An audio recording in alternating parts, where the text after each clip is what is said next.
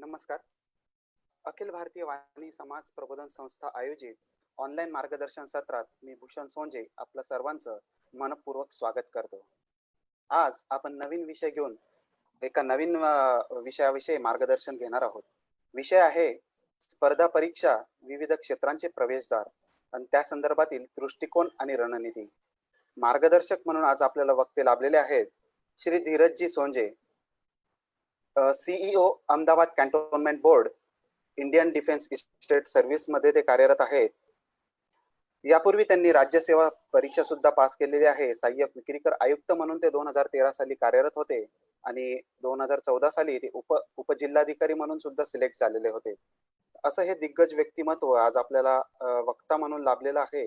खरं तर त्यांचा परिचय अतिशय दांडगा आहे आणि अनेकविध अचिव्हमेंट्स त्यांच्या आहेत. अनेक पुरस्कारांनी ते सन्मानित आहेत आणि त्या संदर्भात सांगताना धीरज सोंजे एक समाजासाठी नक्कीच अभिमानास्पद व्यक्तिमत्व म्हणायला हरकत नाही.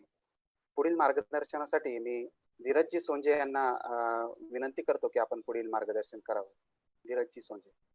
थँक्यू भूषणजी. आपण केलेल्या इंट्रोडक्शन बद्दल खूप आभारी आहे.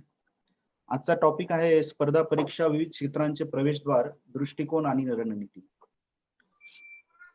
दृष्टिकोन म्हणजे ॲटिट्यूड आणि रणनीती मीन्स स्ट्रॅटेजी.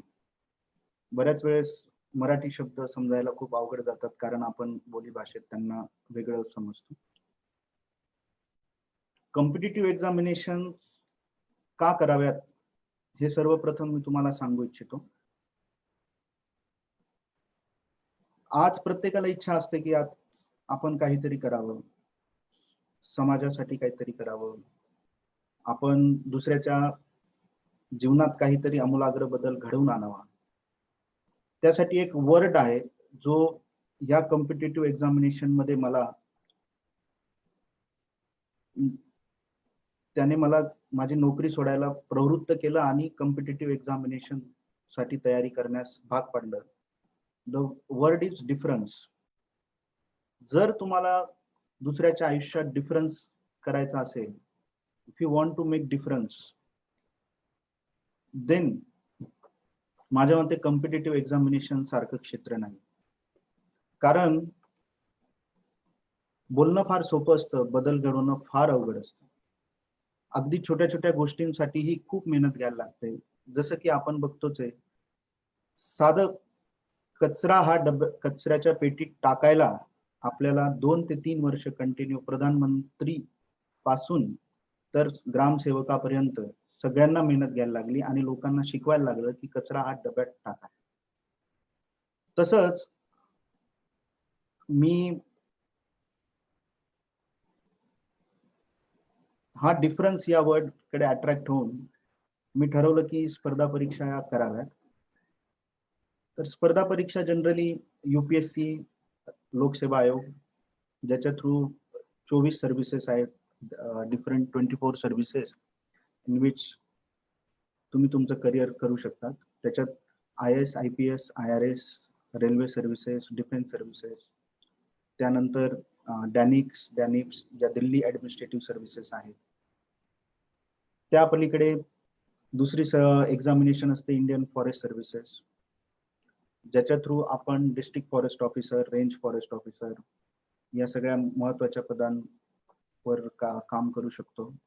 त्यानंतर तिसरी महत्वाची परीक्षा आहे इंडियन इंजिनिअरिंग सर्व्हिसेस, ज्याच्या थ्रू तुम्ही railway engineering services, central PWD public works engineering services, Indian skill development services जी नवीन 2014 साली चालू झाली आहे, या सगळ्या वेगवेगळ्या ग्रुप ए पदांवर कार्यरत होऊ शकतात. त्यानंतर RBI मध्ये जर तुम्हाला ऑफिसर बनायचं असेल तर RBI group B, group A ह्या दोघं एक्झामिनेशन असतात, ज्याच्या थ्रू तुम्ही बँकिंग क्षेत्रात जाऊ शकतात. आणि बऱ्याच लोकांना RBI ग्रेड बी ही एक्झामिनेशन बद्दल माहिती नाहीये. RBI ग्रेड बी ही एक्झामिनेशन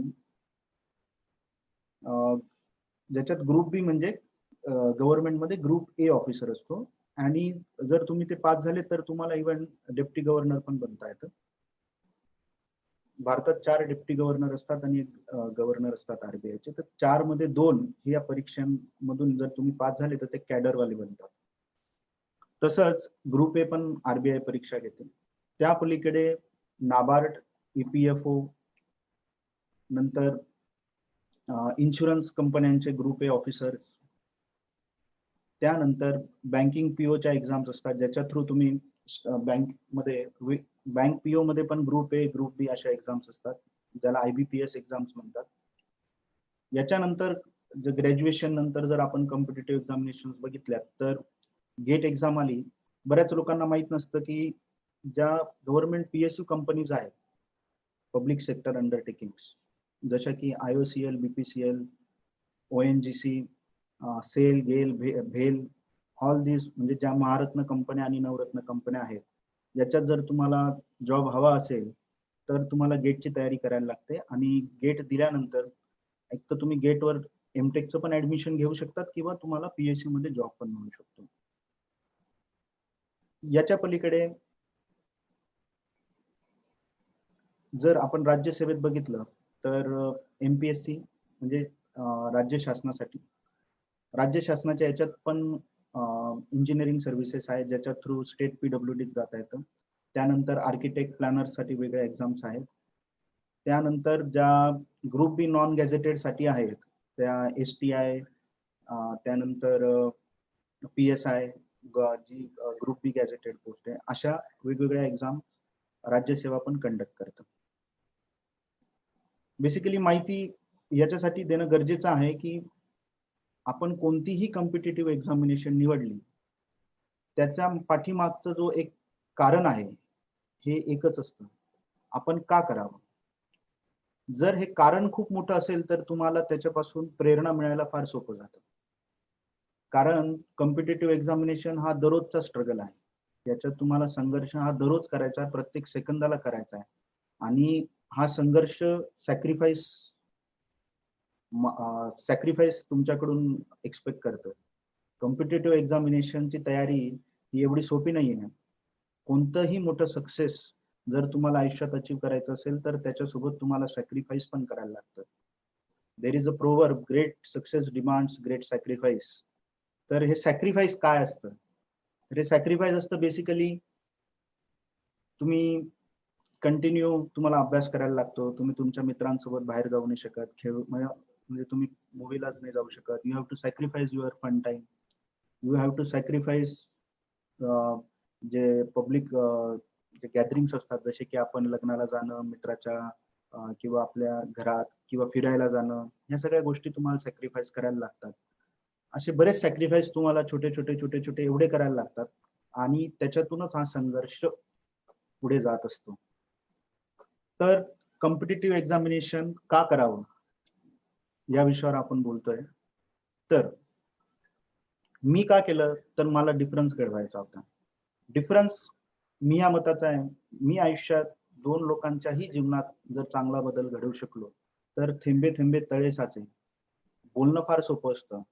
आपण शासनाला बोलू शकतो, नेत्यांना बोलू शकतो, अधिकाऱ्यांना बोलू शकतो, कोसायला फार सोपं लागतं. पण ते घडवून आणणं, तो बदल प्रत्यक्षात करून आणणं हे फार अवघड असतं.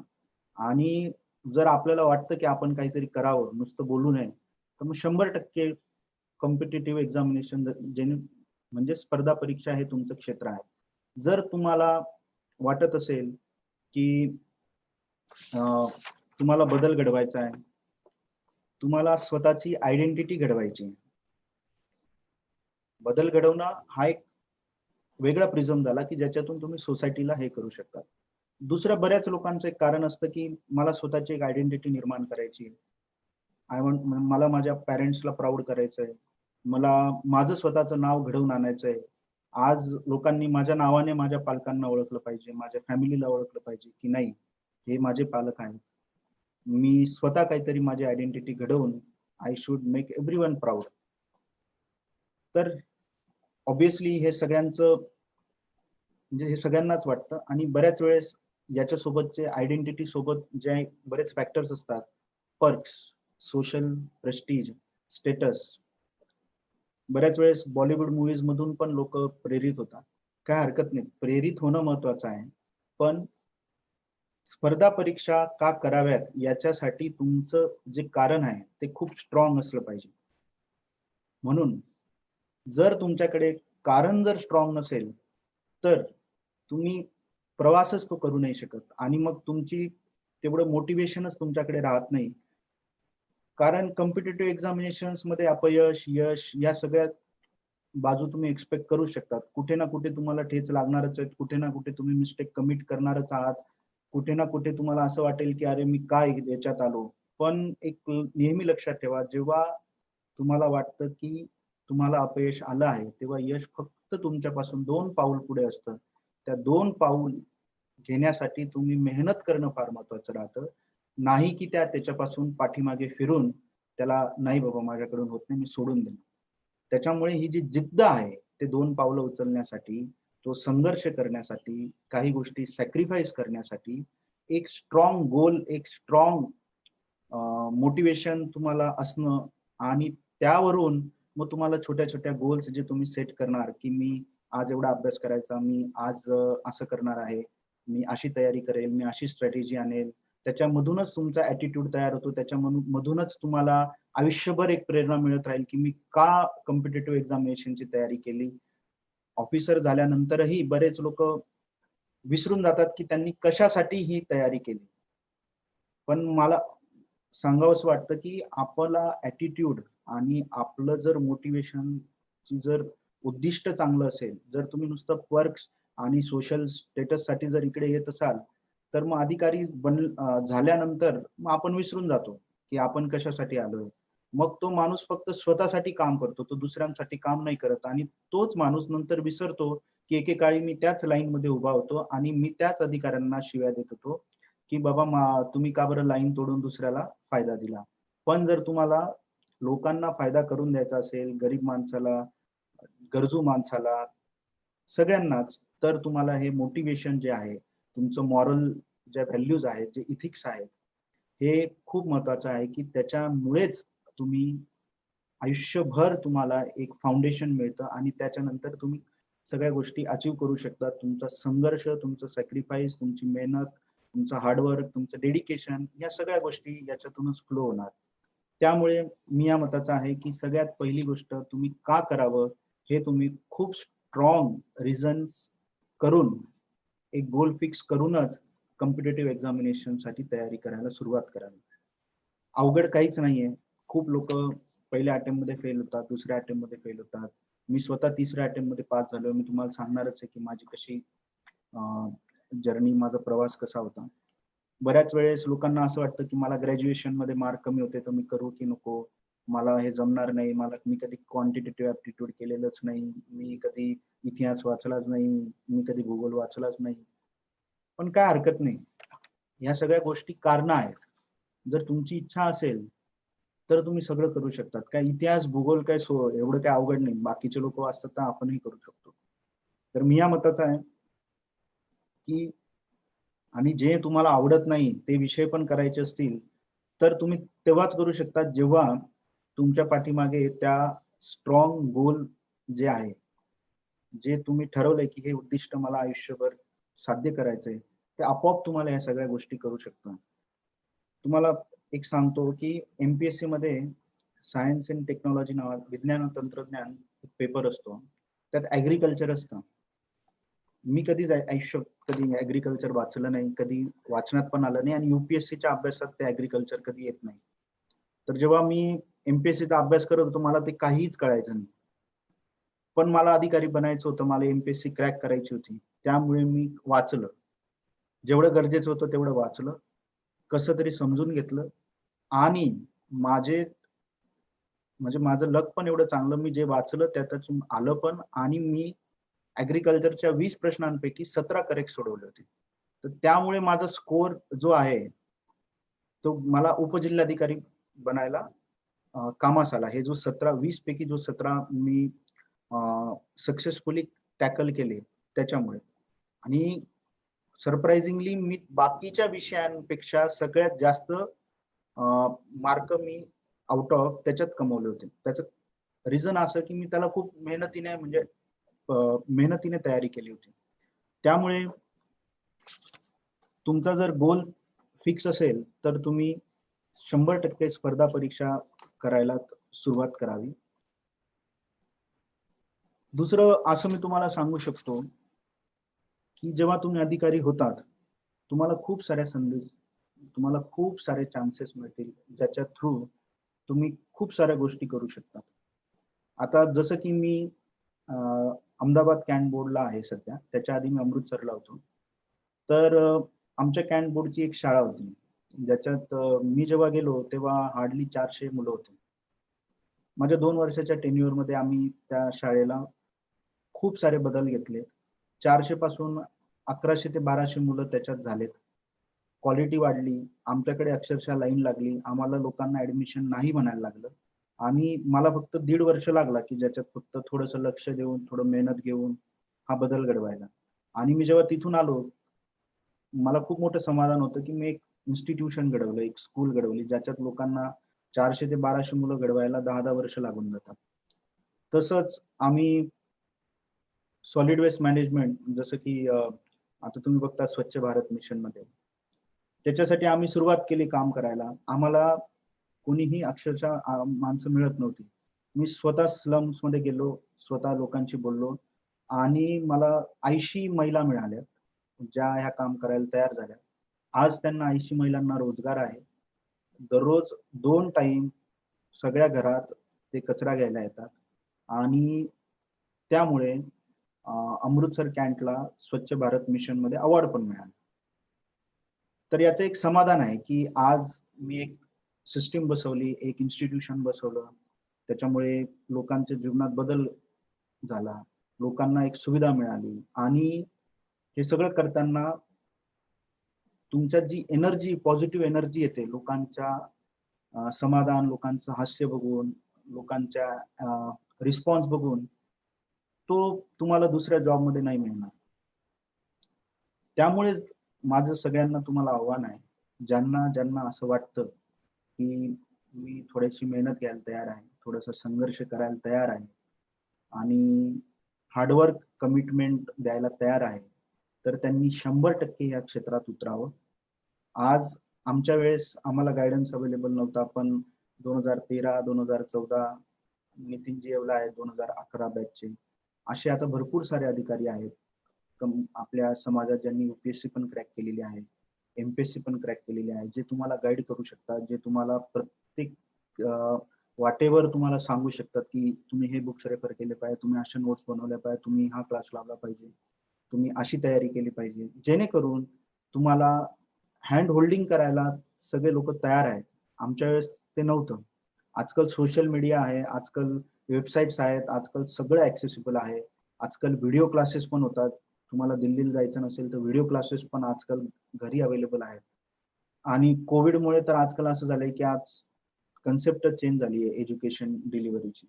त्यामुळे नथिंग इज इम्पॉसिबल. जर तुम्ही ठरवलं की तुम्हाला करायचंय, तुमची इच्छा आहे आणि तुमचं गोल स्ट्रॉंग आहे, तर तुम्ही स्वतःची आयडेंटिटी बनवायला आजच सुरुवात करा, आजच तयारी करा, आजच ठरवा की मला आज करायचंय आणि तयारीला लागा आणि तुमच्या ऍटिट्यूड मध्ये चेंज घडवा. मी तुम्हाला सांगतो की माझा प्रवास मी तुम्हाला थोडा शेअर करेन की मी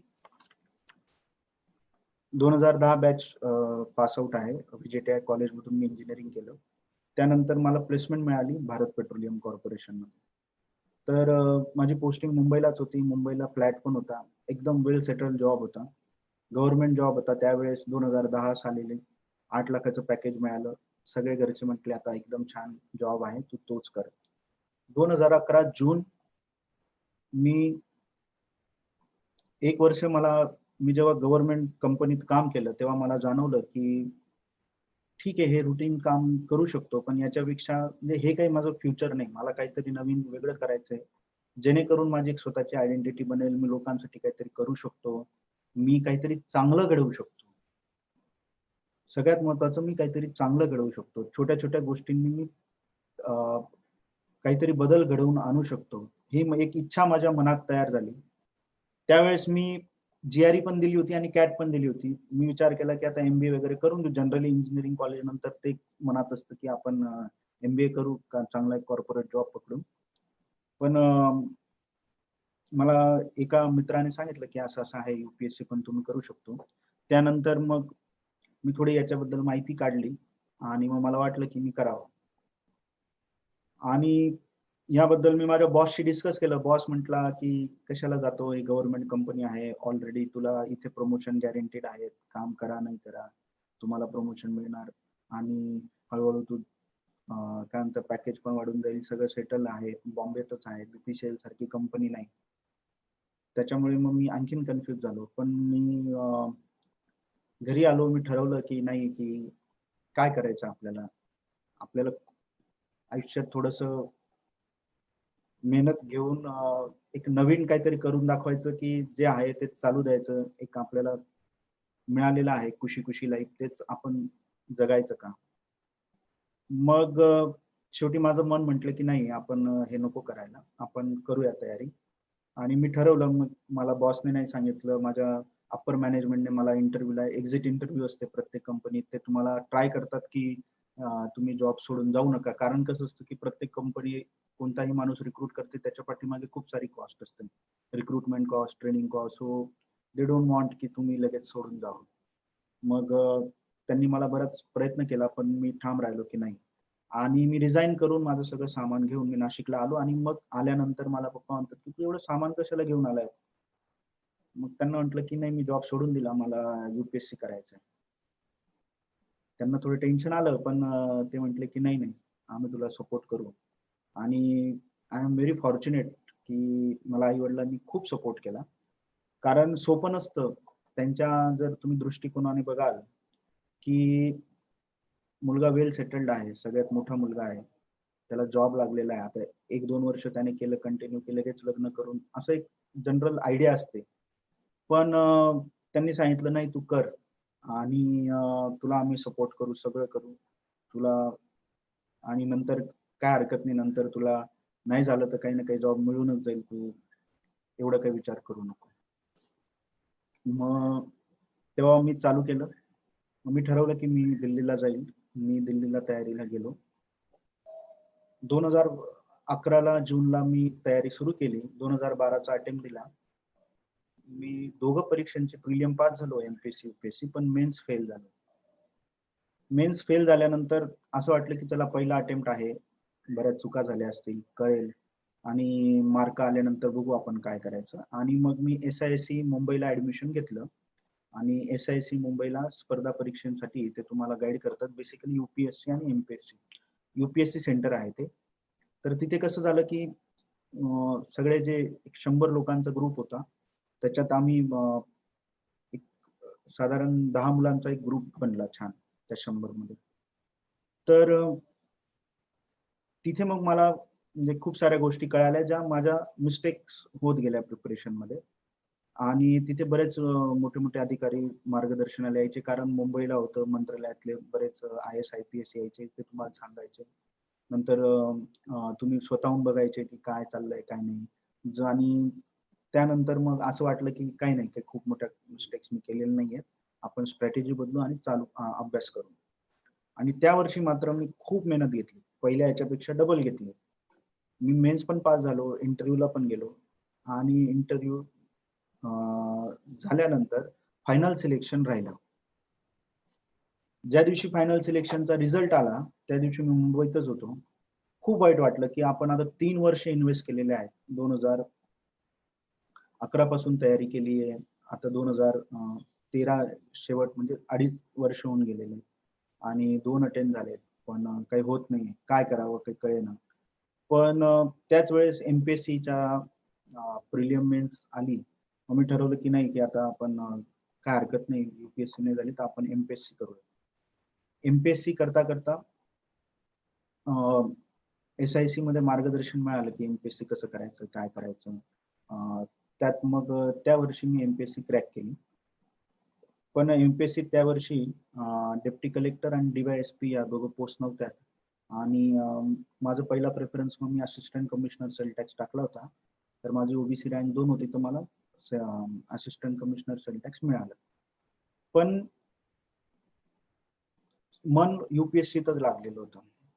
तर त्याच्यामुळे मी म्हटलं की आपण ठीक आहे एमपीएससीचा आहे, पण आपण युपीएससीच करायची. आणि नेमकं फॉर्च्युनेटली जॉईनिंग यशदावाल्यांनी डिसेंबरमध्ये दिली. त्याच्या आधी तिसरा अटेम्प्ट होऊन जाणार होता.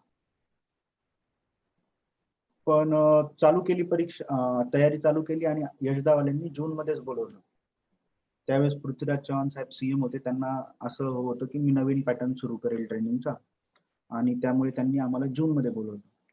मग माझी ट्रेनिंग चालू झाली. सकाळी 6 वाजेपासून आम्हाला त्याच्यात पीटी असते, मग नंतर तुमचे 9 ते 5 लेक्चर्स असतात, आणि मग 5 नंतर तुम्हाला थोडासा फ्री टाइम असतो, आणि मग तुम्ही तुम्हाला पाहिजे ते करू शकता. अभ्यासाला काही वेळ मिळेना, मग कसं करायचं, काय करायचं. मग मी पीटीच्या आधी तर आपण करू शकणार नाही सकाळी उठून. मग मी थोडी सवय लावली की संध्याकाळी 5 ते 7 थोडं झोप घेऊन घ्यायची आणि 7 वाजेपासून अभ्यासाला लागायचं, जेणेकरून मला रात्री 7 ते 12 हे 5 तास जरी मिळाले कॉन्सन्ट्रेशनने, 7 सव्वा 7ला जेवण करून अभ्यासाला बसायचो, तर 5 तास मला मिळायचे बिलकुल कॉन्सन्ट्रेशन. जनरली 2 तासाच्या याच्यानंतर कॉन्सन्ट्रेशन थोडं कमी होतं, पण हाच एक अवेलेबल टाइम होता, तर त्याच्या मुळे काही दुसरा पर्याय नव्हता. आणि दुसरं असं केलं की लेक्चर्स मध्ये बसल्या बसल्या थोडंफार जेवढे प्रश्न उत्तर लिहिता येतील तेवढे लिहायला चालू केलं. त्यावेळेस मला वेळेचं महत्व कळालं की वेळेला मित्र बनवणं किती गरजेचं आहे. जेव्हा मी फुल टाइम प्रिपरेशन करत होतो तेव्हा मला वाटायचं खूप वेळ आहे आपल्याकडे, दिवसभर 8-10 तासच अभ्यास व्हायचा. जॉब करताना मला वेळेचं महत्व कळालं, आणि जॉब करून मी उलट त्याच्यापेक्षा जास्त अभ्यास त्यावेळेस वेळ काढू शकलो. त्याचं कारण मला वेळेचं महत्व कळालं. मी 1 मिनिटही वाया घालवायचो. आणि 2014च्या साली रिझल्ट आला आणि मी युपीएससी क्लिअर झालो. त्या वर्षी मी एमपीएससी पण क्लिअर झालो आणि मला उपजिल्हाधिकारी पद मिळालं. तर हा माझा एक छोटासा प्रवास की कसं झालं, काय झालं. मला चांगलं आठवतं जेव्हा मी दुसऱ्या अटेम्प्टला मी जेव्हा माझं सिलेक्शन झालं नाही, तेव्हा मी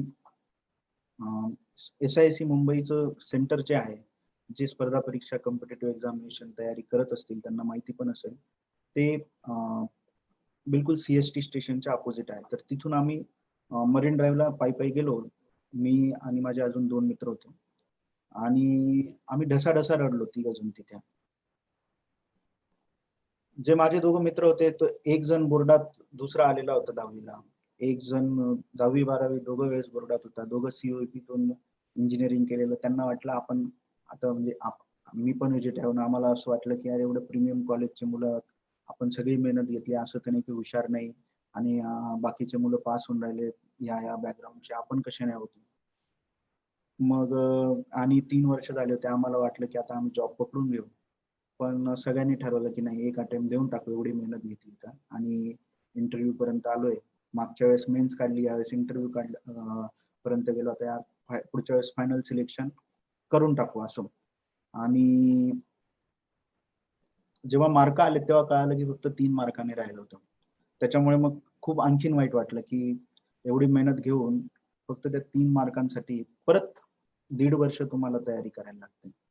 कारण प्रिलियम, मेन्स, इंटरव्ह्यू हे सगळं परत चालू होतं. परत तुम्हाला तेवढीच मेहनत, परत तुम्ही त्याच स्पर्धेत तुम्ही परत 0 पासून चालू करतात. तुम्हाला काही ऍडव्हान्टेज नसतो की मागच्या अटेम्प्टला तुम्ही काही केलं. पण त्यावेळेस मला कळालं की अपयश, यश हे सगळी तुमची एक पर्सनॅलिटी घडवत असतं. हे सगळं अपयश पचवणं पण तुमच्यासाठी, तुमच्या वैयक्तिक जीवनासाठी खूप महत्वाचं आहे. त्याने तुम्ही एक परिपक्व माणूस बनतात. तुम्ही जेवढ्या जास्त मिस्टेक करतात तेवढं तुमच्या सक्सेस होण्याचं चान्स वाढतं. कारण जर तुम्ही त्या मिस्टेक पासून शिकलात तर तुम्ही ती मिस्टेक कधीच रिपीट करत नाही.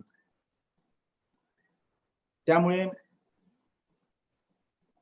मला असं वाटतं की तो एक लाईफ चेंजिंग मुवमेंट होता माझ्यासाठी, की आम्ही त्या दिवशी ठरवलं की नाही आम्हाला करायचंच परत. आणि आम्ही मागच्या अटेम्प्टला जेवढा अभ्यास केला त्याच्यापेक्षा डबल म्हणजे अभ्यास तिसऱ्या अटेम्प्टला मी केला.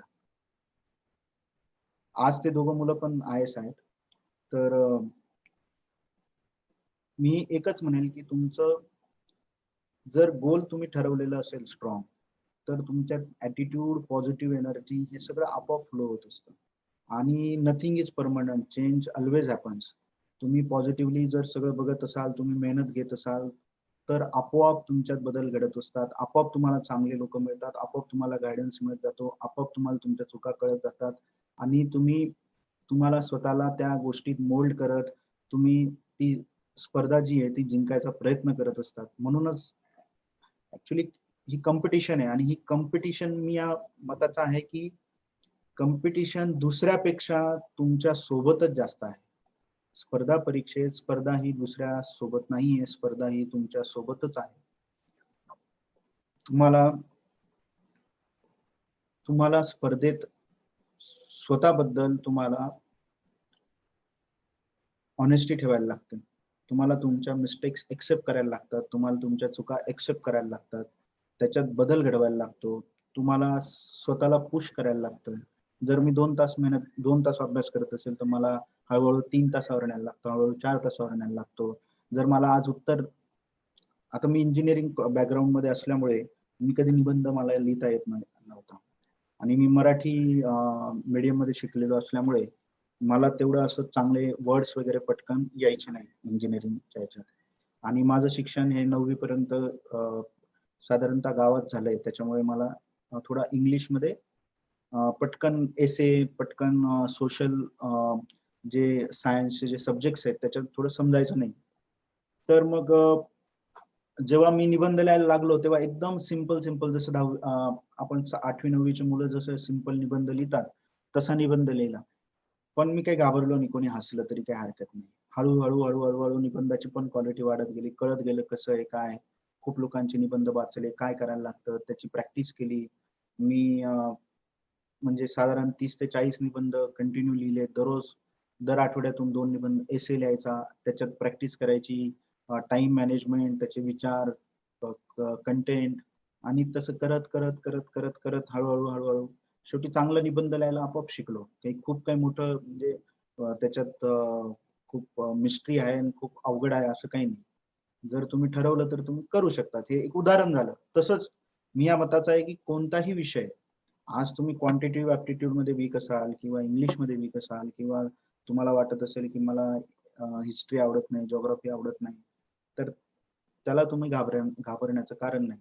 आणि युपीएससी सोडून ज्या बाकीच्या पण एक्झाम्स आहेत, इव्हन इंजिनिअरिंग सर्व्हिसेस आहे, फॉरेस्ट सर्व्हिसेस आहे, त्याच्यात पण जे ऑप्शनल आहेत ते असं नाही की खूप काय अवघड आहे. जर दुसरा करू शकतो तर आपण नक्कीच करू शकतो. शेवटी तोही माणूस आहे, आपणही माणूस आहे. पण आपल्या अंगात तेवढी धमक पाहिजे. पाय जिथे मारू तिथे पाणी निघालं पाहिजे. ही जर ताकद आणि हा जर विश्वास असेल तर 100% आपण आपलं फोकस, आपली कमिटमेंट आपण ठेवू. आपलं गोलकडे आपलं हळूहळू का होईना जर्नी चालू राहते. आपल्याला फक्त पोचायचंय, आपल्याला पास व्हायचंय. कसं व्हायचं हे आपण ठरवायचंय. आणि तुम्हाला काही कोणता क्लासवाला सांगणार नाही किंवा कोणता तुम्हाला मेंटर सांगणार नाही की तुम्ही ही चूक केलेली आहे, ही तुम्ही बदला. सपोज त्याने सांगितली आणि जर तुम्ही स्वतःशी ऑनेस्ट नसाल, तुम्ही सांगितलं की नाही मी चूक केलीच नाही, हा त्याचा बायस आहे, तर मग त्याच्यात काही उपयोग नाही. त्यामुळे you have to be honest yourself. तुमचं आणि ऑनेस्टी तेव्हाच येते जेव्हा तुमची खूप इच्छा असेल की मला या स्पर्धेत काहीही करून पास व्हायचंय आणि तुमची तेवढी कमिटमेंट आहे. त्यामुळे मी आज जे म्हणजे आता जेवढं प्रवास माझा स्वतःचा सांगितला त्यामध्ये मी 4 पॉइंट बेसिकली कव्हर करायचं ट्राय केलं आहे. की एक तर आपलं फोकस असला पाहिजे आणि फोकस केव्हा असेल जेव्हा आपलं गोल फिक्स असेल. आपलं कमिटमेंट असली पाहिजे. आणि कमिटमेंट म्हणजे काय, तर कमिटमेंट म्हणजे शिस्त, डिसिप्लिन. मला टाइमपास करायचा आहे 15 मिनिटं स्वतःसाठी, तर त्याच्यासाठी मी जर दररोज 15 मिनिटं टाइमपास करण्यासाठी मी 3 तास अभ्यास केला तरच इलिजिबल राहील, असं सपोज एक स्वतःसाठी नियम केला की नाही, मला एक टीव्ही सिरीजचा एपिसोड बघण्यासाठी I will study for 5 hours or 6 hours and than me eligible होईल की मी स्वतःला डिझर्व करेल की मी एक नवीन एपिसोड बघू शकतो. तर 100% ही शिस्त आहे. ही तुम्ही स्वयंशिस्त जर ठेवली तर तुम्हाला काही कुठे अडचण येणार नाही. जर तुम्ही शिस्त ठेवली की नाही मला सकाळी 6ला उठून अभ्यास करायचा आहे, कोणाला 4 वाजता उठून अभ्यास करायचा आहे, कोणाला रात्री अभ्यास करायचा आहे. शिस्त पाहिजे आणि शिस्त असेल तर आपोआप तुमची कमिटमेंट, गोल सगळीकडे तुम्ही काम करू शकता. तसंच संयम ठेवणं फार गरजेचं आहे. डेडिकेशन, संयम म्हणजे काय? डेडिकेशन. महत्वाचं काय आहे की हे दोघं एकच वर्ड आहे. Dedication, patience. माझ्यासाठी तर हे दोघं एकच वर्ड आहे. तुमच्याकडे जर डेडिकेशन जर असेल यात तर आपोआप पेशन्स येतो. डेडिकेशन म्हणजे काय? की कितीही अपयश आलं, कितीही प्रॉब्लेम आले, कितीही ऑब्स्टॅकल आलं, तरी मी टिकून राहणार. मी या स्पर्धेत मला टिकून राहायचं आहे आणि त्याची मी मेहनत घेणार. मी माझा ॲटिट्यूड चेंज नाही करणार. मी पॉझिटिव्ह राहील. मी शिकेल. जे चुकलंय ते एक्सेप्ट करेल आणि त्याच्यात बदल घडेल. मी ऑनेस्ट राहून माझ्या जेवढ्या जास्त मिस्टेक मी केलेल्या त्या सगळ्या एक अॅनलाइज करून सुधारण्याचा प्रयत्न करेल.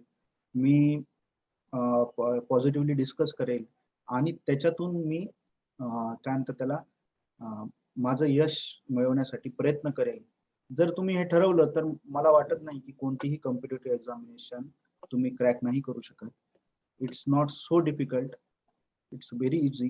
जर तुमच्याकडे फोकस, तुमचा डिसिप्लिन, तुमचं पेशन्स आणि स्वतःची जिद्द, ऍट द एंड हे सगळं महत्वाचं काय असतं? जिद्द. तुमची जिद्द पाहिजे की मला हे करायचंच आहे. जिद्द असेल तर शिस्त येते, जिद्द असेल तर पेशन्स येईल, जिद्द असेल तर तुमचं फोकस राहील.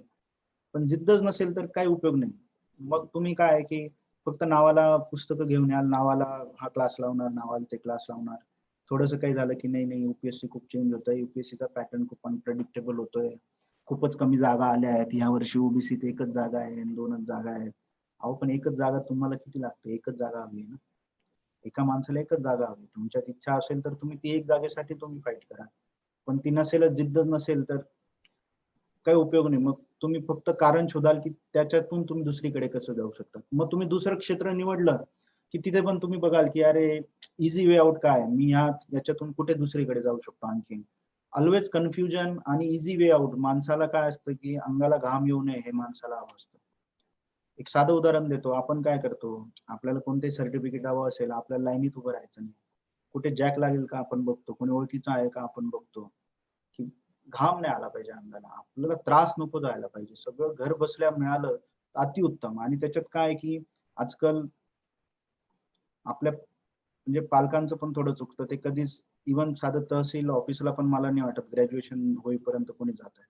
इव्हन बरेच लोक असे आहेत मी आजपर्यंत बघितले, वयाचे 30-30 वर्ष झाले पण त्यांनी कधी तहसील ऑफिस बघितलं नाही, कधी पोलीस स्टेशन बघितलं नाही, कधी त्यांनी काहीच बघितलं नाही. त्यांना कळतच नाही की हे काय आहे नक्की. त्यामुळे कारण त्यांना सगळं आयतं मिळालेलं असतं. आणि आजकाल काय झालं की बऱ्याच वेळेस प्रशासनाशी संबंध आता फक्त कोरोना आला म्हणून बऱ्याच लोकांना कळायला लागलं की हे पण ऑफिस असतं, हे पण प्रशासन असतं, हे पण सगळं असतं. तर फोकस, तुमचा कमिटमेंट, तुमचं डेडिकेशन, तुमची ऑनेस्टी, ह्या सगळ्या गोष्टी फार महत्वाच्या आहेत आणि याच्यातून एक तुमचा पॉझिटिव्ह ॲटिट्यूड निघेल. राहिली गोष्ट स्ट्रॅटेजीची. तर स्ट्रॅटेजी मध्ये कसं आहे, पर्टिक्युलर स्ट्रॅटेजी वेगवेगळ्या एक्झामसाठी वेगवेगळ्या आहेत. त्याच्यासाठी फार चांगल्या चांगल्या वेबसाईट्स आहेत. त्याच्यात मी तुम्हाला 2 वेबसाईट खूप रेकमेंड करेल. एक insightsonIndia.com म्हणून वेबसाईट आहे, ज्याच्यावर मटेरियल लिस्ट, वेगवेगळ्या मुलांचे interview, daily current affairs, daily answer writing, ह्या सगळ्या गोष्टी असतात. तुमचे जे बेसिक प्रश्न आहेत ते तुम्ही त्याच्यावर बघून तुम्हाला त्यांची उत्तरं मिळतील. दुसरं आजकाल युट्यूब चॅनल्स पण खूप आहेत. पण इनसाइट्स ऑन इंडिया जर तुम्ही व्यवस्थित फॉलो केलं तर मला वाटत नाही की दुसरं काही बघायची गरज आहे. त्यानंतर दुसरं असं आहे की एक फ्री UPSC materials.com म्हणून वेबसाईट आहे, किंवा तुम्ही टेलिग्राम चॅनलवरही सर्च केलं तर तुम्हाला सगळ्या क्लासेसच्या नोट्स मिळतात, सगळ्या क्लासेसच्या टेस्ट सिरीज मिळतात, सगळ्या क्लासेसचं हँड रिटन नोट्स पण मिळतात मुलांच्या. तर तुम्हाला असं गरजेचं नाही की दिल्लीहूनच कोणाकडून मागवायची गरज आहे. तुम्ही टेलिग्राम चॅनलवरही सर्च केलं टेलिग्रामवर तरीही तुम्हाला मिळून जातील. वाजीराम असू द्या, श्रीराम असू द्या, नंतर काय म्हणतात त्याला शुभ्रा रंजनच्या नोट्स असू द्या, कोणतेही हे सगळे फेमस क्लासेस आहेत. त्यांच्या कोणाच्याही नोट्स हव्या असतील तुम्हाला मिळतील. तुमचं एक स्वतःचं टाइम टेबल बनवा. तुमचं एकदा टार्गेट फिक्स झालं, किती दिवस आहेत याच्यानुसार तुम्ही महिन्याचं गोल्स करा. महिन्यापासून तुम्ही आठवड्याचं करा, आठवड्यापासून तुम्ही त्याच्यानंतर तुम्ही दिवसाचं पण करू शकता, 3 दिवसाचं करू शकता, मग आठवड्याचं करू शकता. It depends on you how you want to manage, तुमचा वेळ कसा मॅनेज करायचा, किती फ्लेक्झिबिलिटी तुम्हाला ठेवायची. पण प्रत्येक छोट्या छोट्या टप्प्याला तुम्ही हे करणं म्हणजे ऑनर करणं गरजेचं आहे, त्याला पाळणं गरजेचं आहे आणि त्याला शिस्त फार महत्वाची. मी ठरवलं की या 3 दिवसात मला करायचंय, तर तिसऱ्या दिवशी मला किती वेळ लागू दे ते करायचंच. त्याच्यामुळे अम्बिशियस टार्गेट खूप नाही करायचे, प्रॅक्टिकल टार्गेट ठेवायचे की मी हे 3 दिवसात हे करू शकतो, तर मी तेवढंच म्हणजे करायचं. नाही तर उगाच मी 3 दिवसात अख्खं संपून टाकेल असं ठेवलं तर मग ते कधीच पूर्ण होणार नाही. दुसरं असं की ग्रुप डिस्कशन. मग ग्रुप डिस्कशन खूप महत्वाचं असतं. साधारण 5 ते 6 मुलांचा जर ग्रुप असेल आणि तुम्ही मिळून तयारी करत असाल तर तुम्हाला फार गोष्टी कळतात ज्याच्याने तुमच्या चुका तुम्ही सुधारू शकता. लाईक माइंडेड पीपल असतील, एकमेकांना तुम्ही इन्स्पायर करू शकतात. शेवटी एकमेका सहाय्य करू अवघे धरू सुपंत. तर तुम्हाला चांगला जर मित्र असेल तर तो तुम्हाला जेव्हा तुम्हाला गरज असते तेव्हा तो मोटिवेट करतो, जेव्हा त्याला गरज असेल तेव्हा तुम्ही मोटिवेट करतात. एकमेकांना नोट्स, एकमेकांना सगळे एक जो सपोर्ट ग्रुप असतो तो फार महत्वाचा असतो आणि त्याच्यामुळे चांगला ग्रुप ठेवणं फार महत्वाचं आहे. पण नुसतं ग्रुप स्टडीज करायचं आणि ग्रुपवरच डिपेंड राहायचं हा काही हे नाही आहे. ग्रुप हा नेहमी सप्लिमेंटरी असला पाहिजे, बट इट कॅनॉट म्हणजे एक खूप मेन तुमचं वेपन नाही असू शकत. हे तुम्हाला सप्लिमेंट करेल की ज्याच्याने तुम्ही करू शकता. लास्टली मी एकच म्हणेल की तुमच्या स्वतःमधलं फायटिंग ऍटिट्यूड जे आहे हे नेहमी म्हणजे ती जिद्द आणि ती लढाईची तयारी हे फार महत्वाचं आहे. तुम्हाला फायटिंग फिट राहणं गरजेचं आहे. मी आता कॅन्टमध्ये काम करतो म्हणून थोडं आर्मी बद्दल आता जास्त माहिती आहे. त्यांच्याकडे कसं असतं की युद्ध नसेल तरी ते फायटिंग फिट राहतात. दररोज त्यांना व्यायाम करणं गरजेचं आहे, दररोज पळणं गरजेचं आहे, दररोज शस्त्रांचा सराव करणं गरजेचं आहे. तसंच हे आपल्याला गरजेचंच आहे. आपली जर ही लढाईच आहे, याच्यात आपल्याला जर आपले स्किल सेट आपल्याला नेहमी तयार ठेवायचे असतील तर तुम्हाला प्रॅक्टिस करायलाच लागेल. सपोज तुम्ही मॉक टेस्ट देताय, तुम्ही एक्सपेक्ट कसं कराल की पहिल्याच वेळेस तुम्हाला खूप चांगले मार्क येतील. सपोज पहिल्या वेळेस तुम्हाला काय म्हणतात तुम्ही 30 प्रश्न सोडू शकले, पुढच्या मॉक टेस्टला तुम्ही 35 सोडू शकाल, त्याच्यानंतर 40, 45 हळूहळू हळूहळू स्टेप बाय स्टेप हळूहळू तुमचा स्टॅमिना वाढेल, तुमचं अभ्यासाचं हे वाढेल, तुमचं गेसिंग पण वाढतं. ऑब्जेक्टिव्ह एक्झामिनेशन मध्ये तुम्हाला एज्युकेटेड गेस पण करायचा असतो. हळूहळू तुमचा अभ्यास वाढतो तसं तुम्हाला कळत जातं की कसं मॅनेज करायचं, काय मॅनेज करायचं, कोणत्या विषयात सोपा आहे, कोणता अवघड आहे, कोणता तुमचा आवडीचा आहे ज्याच्याने तुम्ही जास्त मार्क घेऊ शकतात. आणि हे सगळ्या अनालिटिकल काय म्हणतात त्याला अनालिसिस करून त्यामध्ये तुम्ही पुढे जाऊ शकतात. आणि मिस्टेक्स आणि चुका यांना घाबरू नका. जेवढा तुम्ही जास्त कराल तेवढं तुम्हाला यश मिळायचे चान्सेस वाढत जातात. स्वतःवर कॉन्फिडन्स ठेवा, पॉझिटिव्ह राहा. स्ट्रेस घेऊन कधीही अभ्यास होत नाही.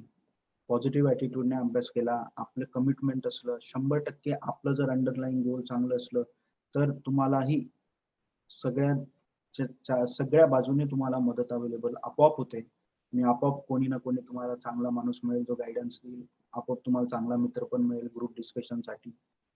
आणि त्यामुळे ही ॲटिट्यूड आणि स्ट्रॅटेजी ह्या दोघं गोष्टी मी कव्हर केलेल्या आहेत. शेवटी मी तुम्हाला एकच म्हणेल की स्पर्धा परीक्षाचा जो प्रवास आहे एक ॲडव्हेंचर आहे. हे तुम्हाला जगाबद्दलही आणि स्वतःबद्दलही शिकवेल. स्वतःबद्दल खूप जास्त हे शिकवतं. खूप आमूलाग्र बदल तुम्ही जेव्हा स्पर्धा परीक्षा चालू कराल, तयारी चालू कराल तेव्हा तुमच्या आयुष्यात घडत जातील. खूप वेगळ्या प्रकारची तुम्हाला मॅच्युरिटी येते. तुम्ही जेव्हा सगळा अभ्यास चालू करता तेव्हा तुम्हाला कळतं की तुमच्या आजूबाजूला काय होत आहे. तुम्हाला समाजाचे प्रॉब्लेम्स कळतात. तुम्हाला जात, धर्म याच्या पलीकडे जाऊन तुम्ही विचार करायला तुम्हाला हा अभ्यास भाग पाडतो.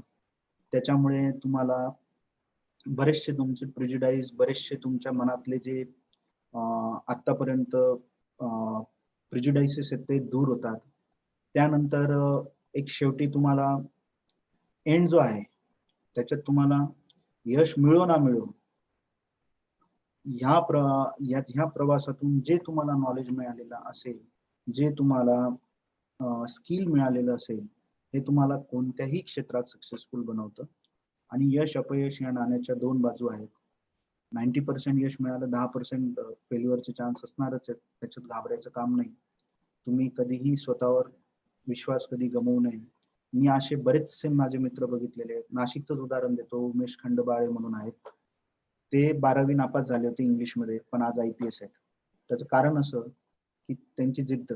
त्यांनी ओपन युनिव्हर्सिटीतून BA केलेलं आहे सोशिओलॉजीतून, आणि दिल्लीला जाऊन 3 ते 4 वर्ष मेहनत घेतली, अभ्यास केला, मन लावून अभ्यास केला, टिकून राहिलेत, सोडला नाही, आज IPS आहेत.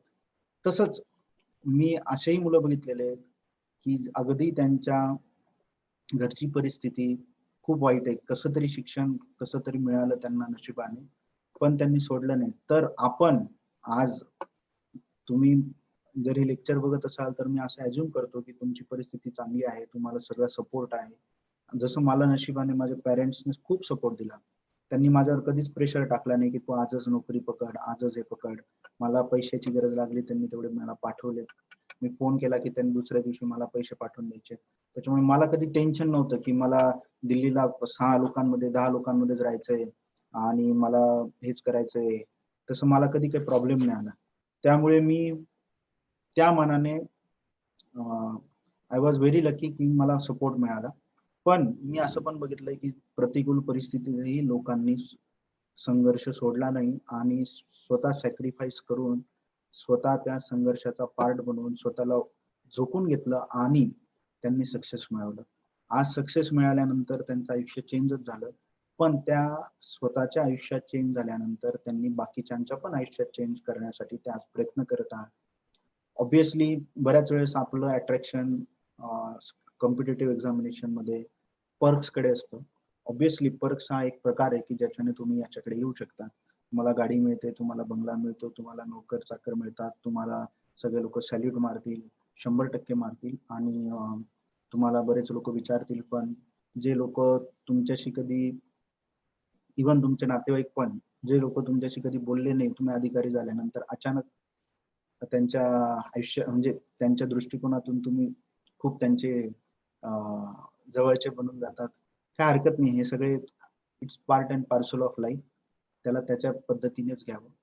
शेवटी असं असतं, जे चमकतं त्याच्याकडे सगळे अट्रॅक्ट होतात. तसंच आहे, तुमची चमकण्याची संधी आहे, तुम्ही त्याला सोडू नका आणि कॉम्पिटेटिव्ह एक्झामिनेशनसाठी तुम्ही 100% तयारीला लागा. आम्ही सगळे तुमच्या मदतीसाठी तयार आहोत. स्वतःचं गोल तयार करा, घाबरू नका.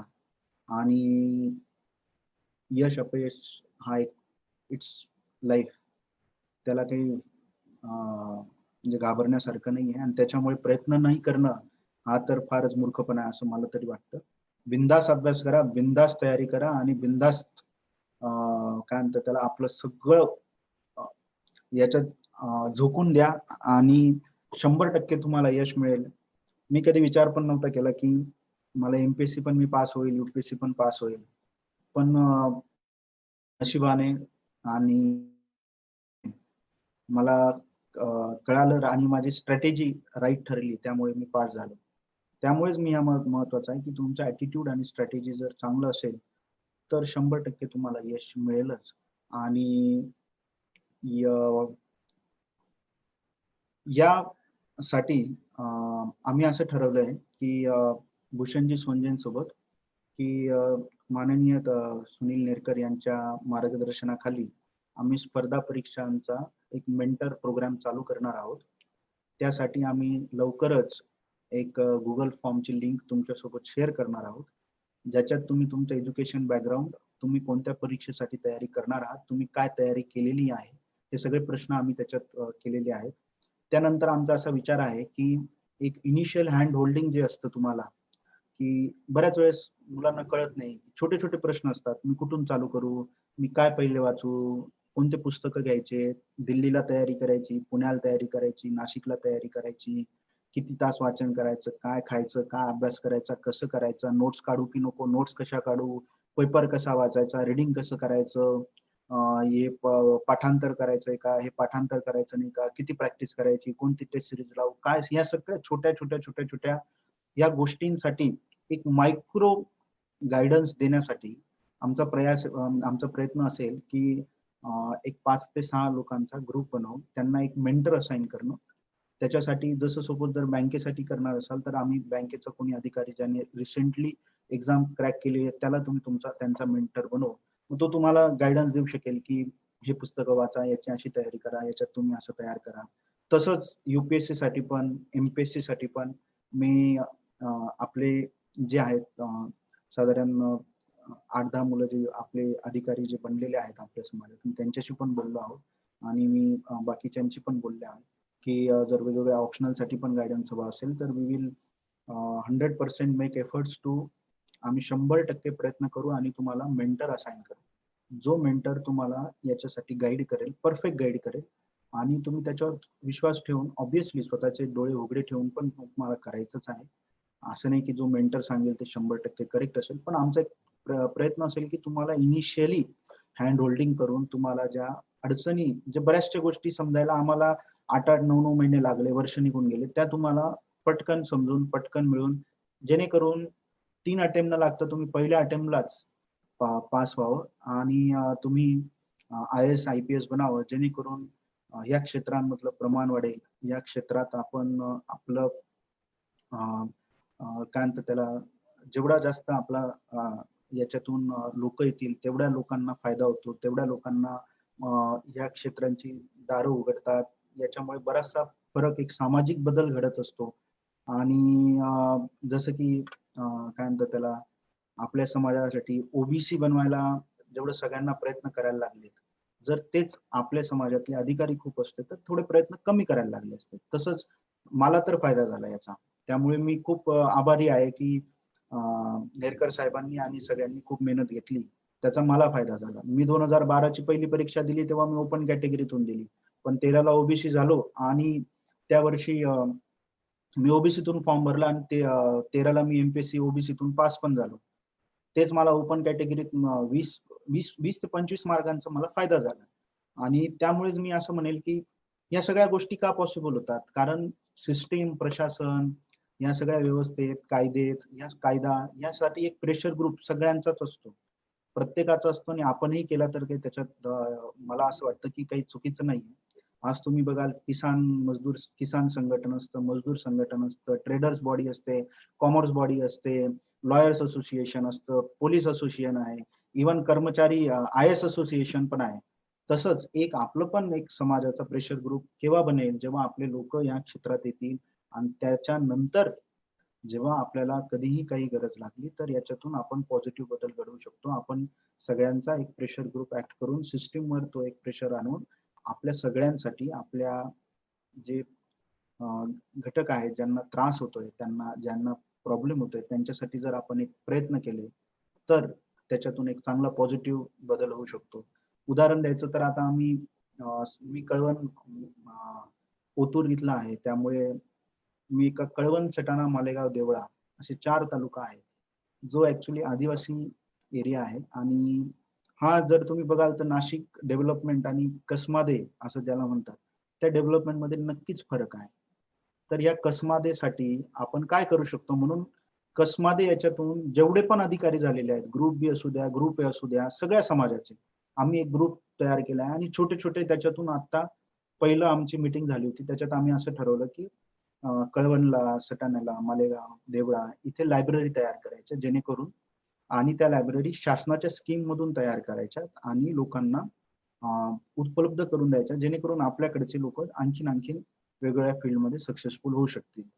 तसंच कृषीसाठी काही मदत करता येतील का, ऍग्रिकल्चरसाठी काही मदत करता येतील का, जर शासनाच्या स्कीम मध्ये एखादा प्लांट येणार असेल, एखादा प्रोजेक्ट येणार असेल, तर तो या लोकांसाठी पहिले, आपल्या लोकांसाठी कसा पहिले पटकन येईल, आपल्यासाठी कसं जास्तीत जास्त फंड सँक्शन करून घेता येतील.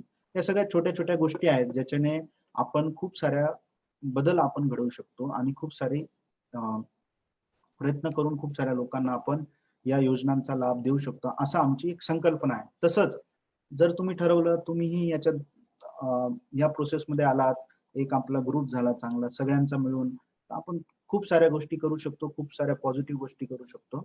आणि मला असं वाटतं की त्यामुळे स्पर्धा परीक्षांची जर तुमच्या मनात थोडीशी जरी हे असेल तर तुम्ही आज काढून टाका, डाऊट काढून टाका आणि तयारीला लागा आणि एक चांगल्या उद्देशाने या फील्डमध्ये या आणि जेणेकरून तुम्ही पुढे आज जाऊ शकाल आणि तुम्ही खूप सारं यश तुम्ही घेऊ शकाल. आज तुम्ही नॅशनल लेवलला नाव करावं अशी आमची अपेक्षा आहे आणि आम्ही लवकरच तुमच्यासोबत भूषणजी तुमच्यासोबत तो फॉर्म शेअर करतील आणि मी सगळ्यांचा आभारी आहे. मी प्रबोधन संस्थेचा आभारी की त्यांनी मला हे स्टेज उपलब्ध करून दिलं जेणेकरून मी तुमच्याशी हा संवाद साधू शकलो. धन्यवाद आणि ऑल द बेस्ट टू. खूप खूप धन्यवाद धीरजजी. अतिशय बहुमूल्य असं मार्गदर्शन तुम्ही सर्व विद्यार्थ्यांना आणि त्यासोबतच पालकांना देखील केलेलं आहे. की जिद्द आणि प्रेरणा मिळाली की नक्कीच माणूस यशस्वी होतो आणि ही यशाची गुरुकिल्ली आज तुम्ही सर्व समाजासोबत शेअर केली आहे आणि आम्हाला निश्चित अभिमान आहे की तुम्ही तो प्रबोधन संस्थेच्या माध्यमातून शेअर केलेली आहे. आणि आपण जसं सांगितलं की ओबीसीचा आपल्याला जो फायदा झालेला आहे ते समाजाला कुठलाही संघर्ष न करता प्रबोधन संस्थेने समाजाला ओबीसी मिळवून दिलं आणि निश्चित पुढील भविष्यात सर्व विद्यार्थ्यांना त्याचा फायदा होईल याची आपल्याला निश्चित शाश्वती आहे. यानंतर वेळ थोडा कमी आहे आपल्याकडे त्यामुळे आपण काही मोजके प्रश्न घेणार आहोत जर आपली परवानगी असेल तर. हो हो हो. तर प्रश्न ऋषिकेश सोनकुळ यांच्याकडनं आहे. Please give information about RBI cadre exam. बरं. आरबीआय मध्ये दोन प्रकार असतात, ग्रुप ए आणि ग्रुप बी. ऍक्च्युली बऱ्याचशा ज्या गव्हर्नमेंटच्या संस्था असतात त्याच्यात आपण ग्रुप ए म्हणजे क्लास 1 ऑफिसर समजतो. आरबीआय मध्ये उलट आहे, ग्रुप बी म्हणजे क्लास 1 आहे आणि ग्रुप ए हा क्लास 2 गॅझेटेड आहे. त्याच्यात तुम्ही जेव्हा त्यांच्या एक्झामिनेशन मध्ये मॅनेजमेंट बेसिकली आरबीआय ला बँकिंग अँड मॅनेजमेंट इकॉनॉमिक्स याचे ऑप्शनल्स असतात. थोडी तयारी केली त्याचं एकदम स्पेसिफिक केलं तर तुम्ही करू शकता त्याच्यात आणि इट इज सगळे ग्रॅज्युएट इलिजिबल असतात. त्याची थोडी प्रिलियम जी असते ती थोडी वेगळी असते. युपीएससी एमपीएससीचा अभ्यासासारखी नसते, त्याला स्पेसिफिक तयारी करायला लागते. त्याच्याने तुम्ही असिस्टंट मॅनेजर, डेप्टी मॅनेजर, त्याच्यानंतर जनरल मॅनेजर आणि मी जसं सांगितलं की जर काय म्हणतात त्याला तुमचं जर तुम्ही यंग एजला झालात तर तुम्ही डेप्टी गव्हर्नर पण आरबीआयत होऊ शकता. 4 गव्हर्नर पैकी 2 डेप्टी गव्हर्नर्स ह्या कॅडर मधून येतात. त्याच्यामुळे ग्रुप बी ही खूप चांगली पोस्ट आहे. त्याला साधारण 14 लाखाचं पॅकेज असतं स्टार्टिंगला. सॅलरी पण गव्हर्नमेंट पेक्षा जास्त आहे. त्याच्यानंतर पर्क्स पण तिथे जास्त आहेत. तुम्हाला सगळीकडे बॉम्बे, दिल्ली कुठेही असू द्या इमिजिएटली तुम्हाला फ्लॅट वगैरे चांगला मिळतो, राहायला काही अडचण नसते. साधा आणखीन एक खूप मोठा पर्क जो आरबीआयला आहे पण सेंट्रल गव्हर्नमेंटला नाही, तुम्हाला दरवर्षी एक फॉरेन टूर पण असते. तर हे छोटे छोटे पर्क्स आहेत and it's very good opportunity. आणि बऱ्याच वेळेस लोक आरबीआय मधून प्रायव्हेट मध्ये जातात तर त्यांना खूप मोठ्या मोठ्या एक्झिक्युटिव्ह डायरेक्टर्स अशा प्रायव्हेट कंपनीज मध्ये मोठ्या मोठ्या याच्यावर मिळतं आणि आरबीआय मधून तुम्ही इंटरनॅशनल ऑर्गनायझेशन मध्ये पण डेप्युटेशनला जातात. त्यामुळे आरबीआय ग्रेड बी ही इज व्हेरी गुड एक्झाम. बऱ्याच लोकांना ती माहित नसते. दरवर्षी त्याच्या साधारण 60 ते 70 जागा निघतात. तुम्हाला mrunal.org म्हणून वेबसाईट आहे, त्याच्यावर आरबीआय ची पण सगळी माहिती मिळेल आणि जर काही असेल तर तुम्ही आम्हाला सांगा, आम्ही तुम्हाला त्याच्याबद्दल पण मेंटर अवेलेबल करून देऊ. धन्यवाद धीरजजी. त्यानंतर प्रश्न आहे पालकांसाठी देखील मार्गदर्शन पाल्यांच्या अनुषंगाने व्हावे आणि त्यालाच जोडून हेमंतजी भामरे यांचाच प्रश्न आहे. सांगण्यास काही प्रशासकीय अडचण नसल्यास सद्यस्थितीत आपल्याकडे असलेल्या पदानुषंगाने कुठले कामकाज बघितले जाते? ठीक आहे. पहिला असं की पालकांनी काय करावं हा सांगतो. 2 प्रश्न आहेत. पालकांची खूप खूप मोठी जबाबदारी याच्यात. मी तर या मताचा आहे की 50% सक्सेस हे पालकांमुळे मिळतं. एक तर सगळ्यात पहिली गोष्ट नुसतं एवढं जरी म्हटलं की हा थोडा आणखीन अभ्यास कर, थोडं हिंदीत म्हटलं ना और खींच लो, थोडा आणखीन अभ्यास कर, तू काही घाबरू नको, आम्ही तुझ्या पाठीशी आहोत आणि थोडंसं पॉझिटिव्ह त्याच्याशी बोलत राहिलं, त्याचं स्ट्रेस फ्री करत राहिला, त्याला सपोर्ट देत राहिलं. फायनान्शियल सपोर्ट ऑलरेडी पालक घेतातच, त्याच्यात नाही जात. एक इमोशनल मेंटल सपोर्ट जर तुम्ही देत राहिलात तरच स्पर्धा परीक्षा आपण पास होऊ शकतो. असं स्पर्धा परीक्षा काय आहे की याच्यात बऱ्याच वेळेस तुम्ही खूप अभ्यासही करून बऱ्याच वेळेस की कारण याचं काय आहे की सिलेबस फिक्स नाही, बऱ्याच वेळेस असं होतं आपण जे वाचले ते आलं नाही, त्यामुळे काय होतं की अपयश येऊ शकतं. पण अपयश हा पार्ट आहे. तुम्ही आज जर कितीही IAS IPS सगळे लिस्ट घेऊन बघा, महाराष्ट्रातले घेऊन बघा, सगळे लोक दुसऱ्या तिसऱ्या चौथ्या अटेम्प्टला पास झालेत. हार्डली एखाद दोन असतात जे पहिल्या अटेम्प्टला पास होतात, आणि त्यांच्याकडे बघून आपण आपल्याला कंपॅरिझन मध्ये कधीच जाऊ नये. युपीएससीनेच स्वतःहून जनरल कॅटेगरीसाठी 6 अटेम्प्ट दिलेत. याचा अर्थ युपीएससीला पण माहिती की ते थोडं अवघड आहे. त्याच्यानंतर ओबीसी कॅटेगरीसाठी 9 अटेम्प्ट आहेत.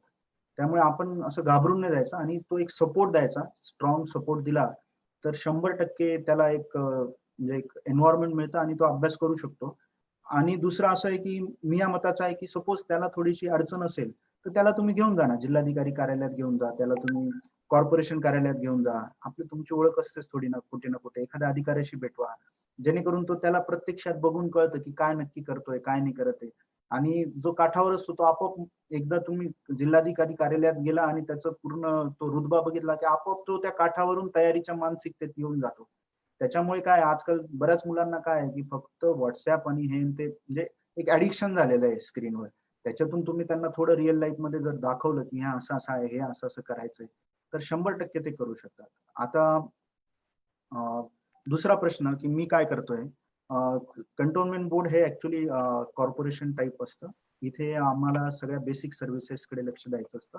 जे म्युन्सिपल कमिशनरचं काम असतं ते सीओ कॅनबोर्डचं काम असतं. जसं कॉर्पोरेशन मध्ये नगरसेवक असतात तसेही आमच्याकडे पण असतात नगरसेवक. आम्हाला पाणी, वीज, काय म्हणतात त्याला, गार्डन्स, स्कूल, जसं कॉर्पोरेशनचे प्रायमरी हॉस्पिटल असतात तसे आमचे पण हॉस्पिटल असतात. असं सगळं एक बेसिक सर्व्हिसेसकडे लक्ष द्यायचं असतं. आता सध्या करोनामध्ये काय आहे की मी सध्या इन्सिडेंट कमांडर आहे कंटोन्मेंटचा. तर करोनाच्या सगळ्या पेशंटचं आमचं काय म्हणतात त्याला सगळा ट्रॅक ठेवणं, दररोज त्यांना ट्रीटमेंट मिळते की नाही त्यांची टेस्ट करणं, ट्रीटमेंट घेणं, हे सगळं आमचं काम आहे. जसं कॉर्पोरेशन करतायत. सध्या आमच्याकडे 9 पेशंट्स आहेत, त्याच्यापैकी 8 रिकवर झालेत आणि एकच ऍक्टिव्ह केस आहे. आणि सगळ्यांना माहिती आहे की अहमदाबाद खूप मोठा हॉटस्पॉट आहे. तर दररोज सकाळपासून हेच काम असतं की ट्रॅकिंग करणं, सर्व्हिलियन्स ठेवणं, लोकांचं लक्ष ठेवणं. तर डिफेन्स स्टेट सर्व्हिस ही तशी छोटी सर्व्हिस आहे.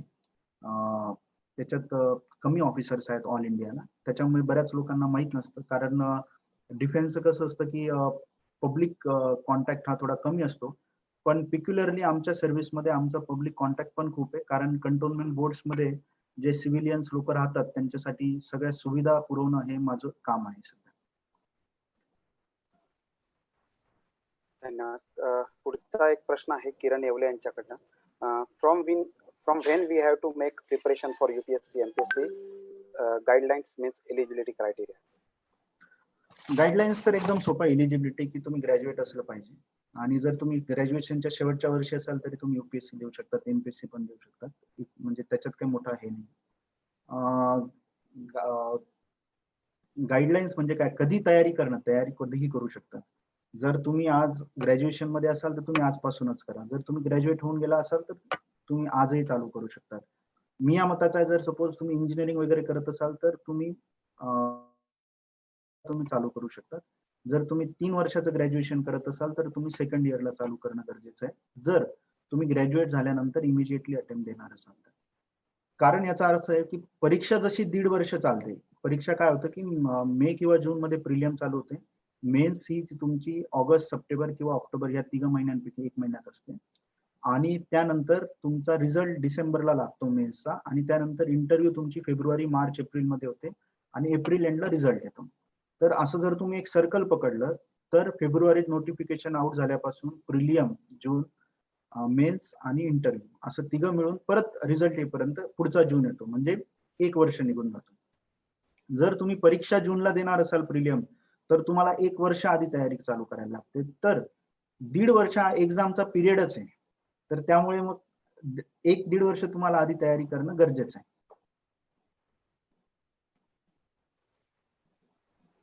ओके. अजून एक प्रश्न आहे, आपल्या या पदावरील काम करत असताना काही चांगले वाईट अनुभव सांगू शकाल का?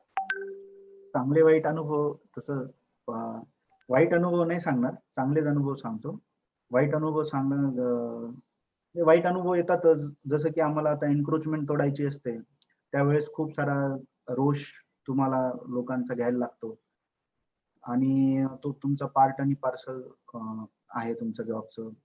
आता काय होतं की एन्क्रोचमेंट जेव्हा तुम्ही तोडायला जातात तेव्हा बऱ्याच वेळेस एन्क्रोचमेंट ही गरीब लोकांची असते. मोठ्या लोकांची तोडायला काही प्रॉब्लेम येत नाही. पण त्यावेळेस आपल्याला वाईट अनुभव असा येतो की त्या लोकांचं काय होणार? म्हणजे ते स्लम मध्ये राहतात, याच्यात शासनाचंच फेल्युअर आहे. पण शासनच तुम्हाला सांगतं की ते पण तोडायचंय. कारण एक तुम्हाला शिस्त, कायदा हा सगळं कायद्यानुसार तुम्हाला ते तोडणं गरजेचं आहे. त्यावेळेस फार वाईट वाटतं मला.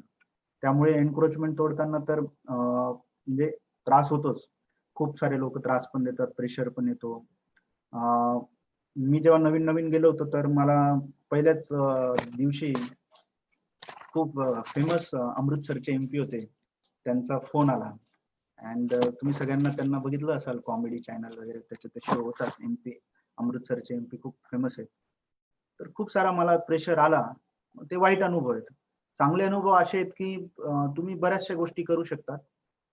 तुम्हाला स्कोप इतका आहे की तुम्ही ठरवलं तर ते सगळं करू शकतात. आता एक उदाहरण द्यायचं झालं की रिव्हरफ्रंट प्रोजेक्ट अहमदाबादला 2014 पासून तो पेंडिंग होता, सेकंड फेज. मोदी साहेबांचं स्वप्न आहे की रिव्हरफ्रंट त्यांनी फेज 1 कंप्लीट केला, त्यांना दुसरं करायचं होतं. पण मिनिस्ट्री ऑफ डिफेन्स मध्ये सँक्शन मिळत नव्हती 2014 पासून. त्याला आम्ही गेल्या वर्षी सँक्शन खूप प्रयत्न केले मी आणि आम्ही त्यांना सँक्शन घेतली. कॅबिनेटने पण अप्रुव्हल दिलं गव्हर्नमेंट ऑफ इंडियाच्या आणि आज तो प्रोजेक्ट आता चालू होणार आहे. त्याच्याने रोजगार मिळेल, हे सगळं तर मिळेलच, पण एक ब्युटिफिकेशन, आज जेव्हा मी स्वतःहून माझं ॲसेट समोर बघेल की एवढ्या मोठ्या प्रोजेक्टला माझा हातभार आहे छोटासा, तर मला तो एक सॅटिस्फॅक्शन आहे. आज मी इथून निघूनही गेलो, उद्या मी कधीही माझ्या मुलांना सांगू शकतो, माझ्या नातेवाईकांना सांगू शकतो, माझ्या सगळ्यांना सांगू शकतो की बघा मी याला एक हातभार लावला, एक समाधान आहे त्याचं. तसे चांगले वाईट अनुभव भरपूर आहेत, पण हा आपला म्हणजे प्लॅटफॉर्म आय थिंक त्यासाठी नाही. एक प्रश्न अजून आहे अहमदाबाद मधनं सतीश शेवलकरांचा. Any new recruitment in cantonment board?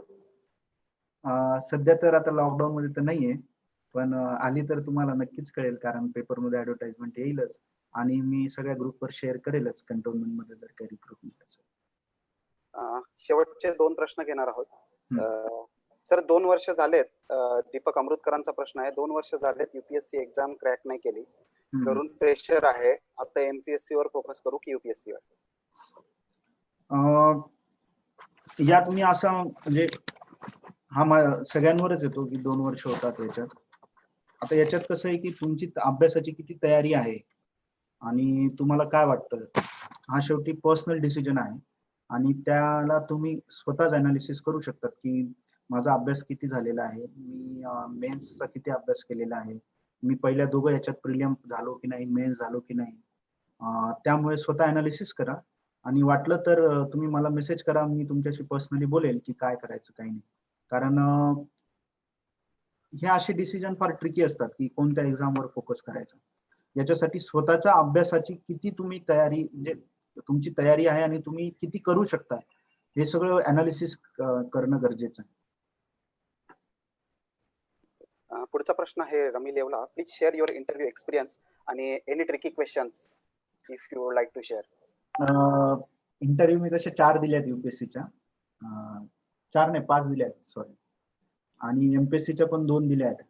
तर त्याच्यामुळे आता मला एवढं आठवत नाही, पण मी या सगळ्यांना ब्लॉगवर लिहिलेलं आहे सगळे इंटरव्ह्यूज आणि मी तुमच्याशी शेअर पण करेल.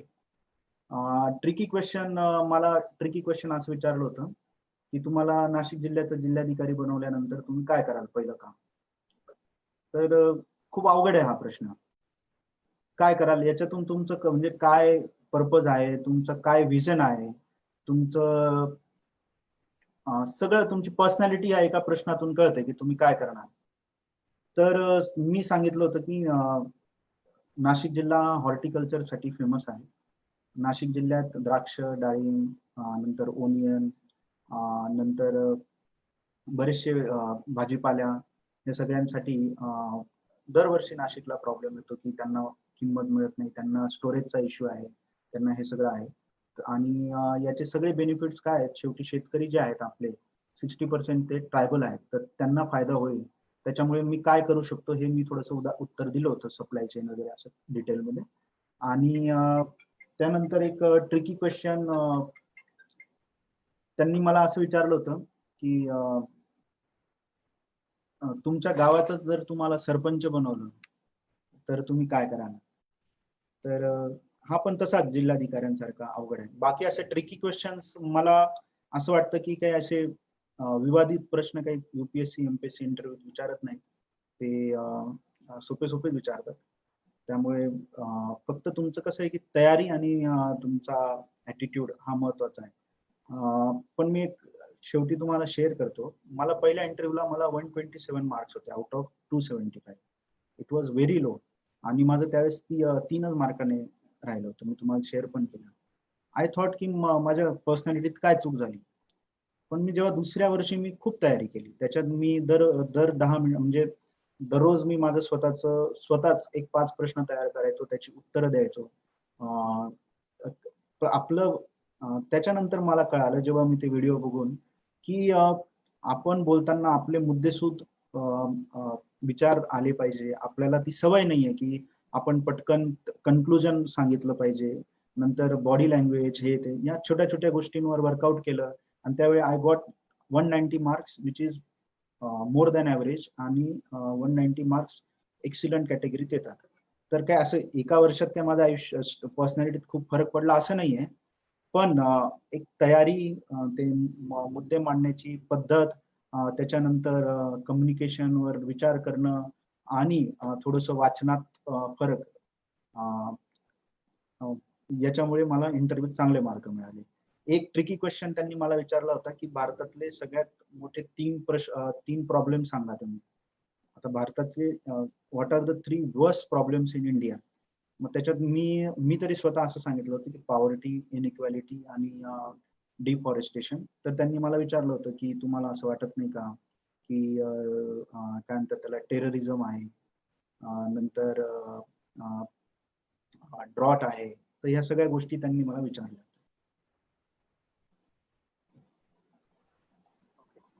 खूप खूप धन्यवाद धीरजजी. आपण आपला बहुमूल्य वेळ या ठिकाणी दिला आणि प्रबोधन संस्थेच्या मंचावर येऊन आपण सर्वांना मार्गदर्शन केलं, त्याबद्दल आपले खूप खूप आभार.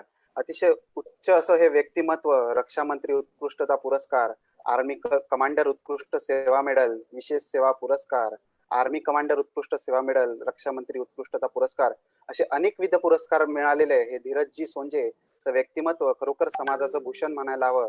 आणि त्यांच्या व्यक्तिमत्वात एकच गोष्ट जाणून येते की इच्छित ध्येयाकडे लक्ष केंद्रित करून जर वाटचाल केली तर ती निश्चितच यशस्वी होते.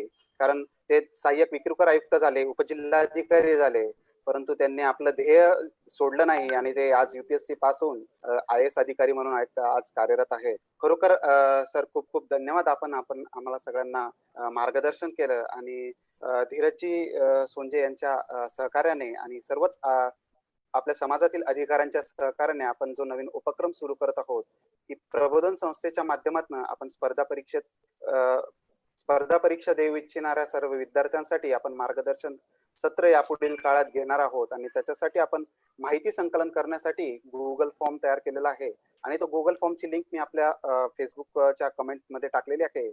उद्यापासून ती गुगल फॉर्मची लिंक आपल्या फेसबुक पेजवरही अवेलेबल असेल, फेसबुक अकाउंटवरही अवेलेबल असेल आणि सर्व व्हॉट्सअप ग्रुपवर पण व्हायरल केली जाईल. तरी आपण सर्वांनी आपल्या माहितीतले जे विद्यार्थी असतील किंवा आपण स्वतः असाल तर ती माहिती भरून द्यावी आणि पुढील काळात आपण एक चांगला उपक्रम प्रबोधन संस्थेच्या माध्यमातून राबवणार आहोत. खरोखर आज तुम्ही आपला बहुमूल्य वेळ दिला आणि सगळ्यांना मार्गदर्शन केलं, त्याबद्दल मी प्रबोधन संस्थेच्या वतीने आपले मनपूर्वक आभार मानतो आणि या पुढील काळात आपले असंच सहकार्य लाभत राहील अशी अपेक्षा व्यक्त करतो. खूप खूप धन्यवाद. थँक्यू. जय हिंद. जय हिंद.